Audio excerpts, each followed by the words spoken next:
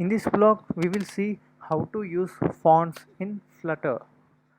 So the first step is to create a directory assets under the project folder and inside which create a subdirectory fonts.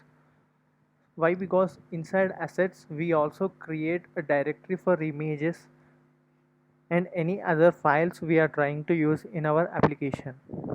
So, so inside PubSpec, we need to define the fonts we are using in our application.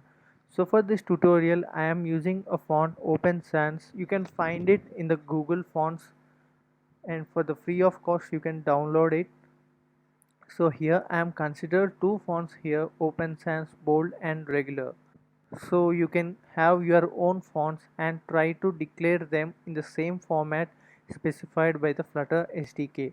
So let us see the main file. Here we are considering my app class, which is extending a stateless widget, and from there we are returning a material app inside which we have defined a home screen and theme.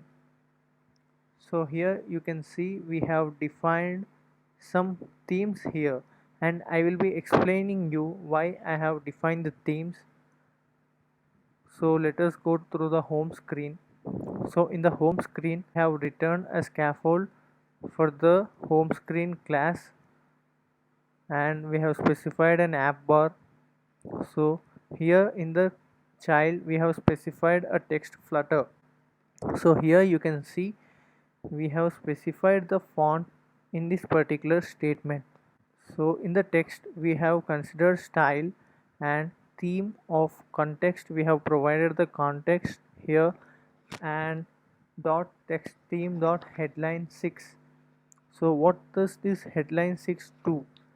Let us see how we have customized the headline 6. So here I have specified a separate file called style.dart. If you are an Android programmer, you might have noticed this file styles under values folder. So in the same way I have specified here. So here you can see I have specified three different sizes: large, medium and small.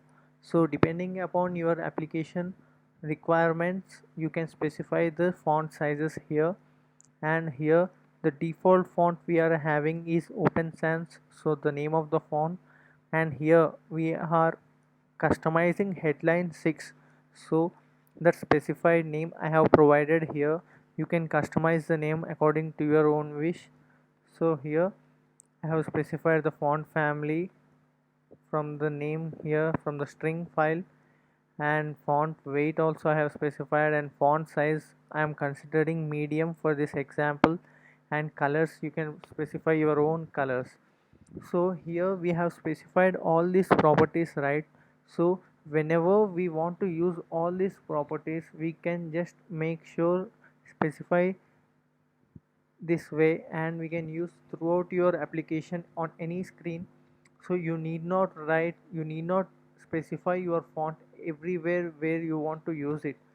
So throughout your application you may use it wherever you specify headline 6. So you can make use of this style file and apply the font over there with the specified text sizes and colors.